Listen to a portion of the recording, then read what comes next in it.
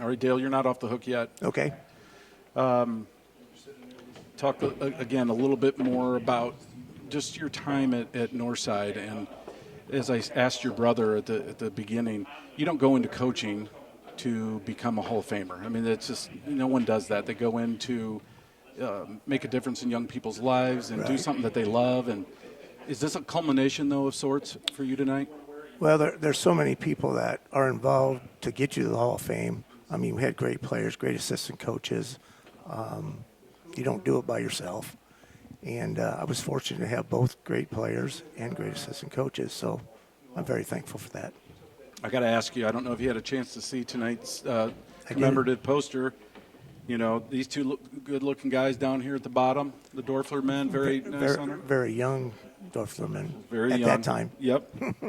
But you're going in with some of these younger guys that really made names for themselves as legendary players, NFL-type guys. I mean, this is really a special class. What does it mean, even though you're a veteran coach, right, to be going in with a class like this? It's got to be humbling. Yeah, I'm so honored and humbled to be a part of it. You know, 7 NFL players and my brother and I mean, sometimes I go, well, what are we doing in there, you know? But I'm honored. We played against Von Dunbar, and we didn't beat him.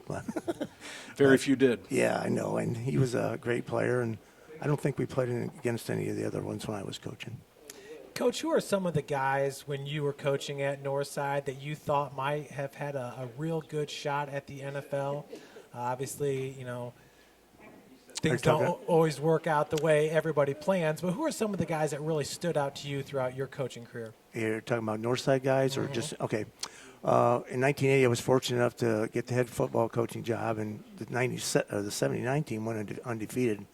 And for some reason, the playoffs were all messed up, and they didn't have anywhere to go. Yeah. And Sim Nelson was the best player on that team as a junior, and I got to coach him as a senior. And he went to University of Michigan and played for the Tampa Bay Buccaneers. And then we had Tim Hines in the same class, and he went to IU and played running back and then got in a little trouble and everything. But those were probably our best. We had Von Ganaway, went to Indiana State. Vaughn was really good. Yeah, Josh Richardson, he went to Louisville. Dan Mayor went to Ball State.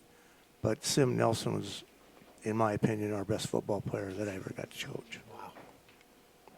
And then just general memories. I know you talked a little bit about this already, of coaching against your brother and you know, how proud you were to know that he was your brother and competing at such a high level. And then, of course, the legacy that Buzz left for both of you.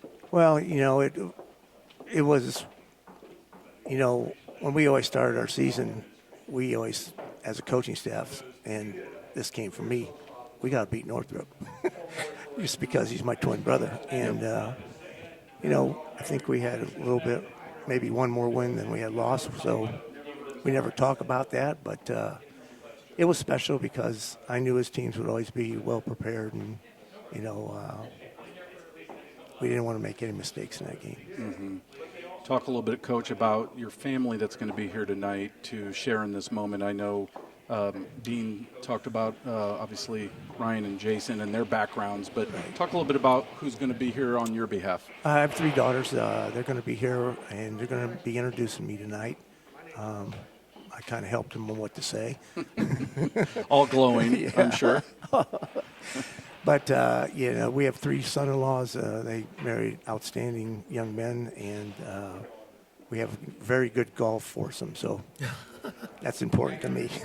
Florida scramble type or all around? We play in a lot of scrambles together. We'll play in Leo's golf outing with Jason on week from Friday, and we always enjoy it. I never have to hit a drive because they always hit it way out of the park. So, Coach, do you find yourself still kind of getting into that football talk with Jason and Dean when they get together?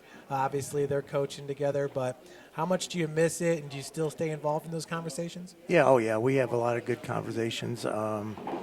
We get together with Tim Martone and Russ Isaacs for lunch every week, and the topic's always football. So, yeah, it's great. I feel like I coach from the sideline on Friday night and never go to a practice, but don't make any mistakes either. Isn't that the way to go? Yeah. Coach, It's a lot of fun. how much, it's been a number of years since you stepped away from the sideline. How much do you still miss coaching? How much do you still miss that Friday night anticipation? I think you miss I always enjoyed the preparation for it, getting a team ready to play, putting a game plan together, and then trying to put it in place as the week goes on, and hopefully executing that game plan on Friday. So that's the part I miss. You miss the relationships and the friendships that you make through that, and how you have influences on kids and try to point them in the right direction. Excellent. Well, thank you so much, Oh, you're welcome. Coach, for joining us tonight. Did you get a chance to autograph some of I those did. posters for I me? got my job done for you, Casey. Excellent. Well, congratulations. Yeah. Again, we're very honored and pleased that you were able to join us tonight, and you're Oh. well-deserving, Coach. Thanks, Casey. Appreciate it, Jeff. Thank bet. you.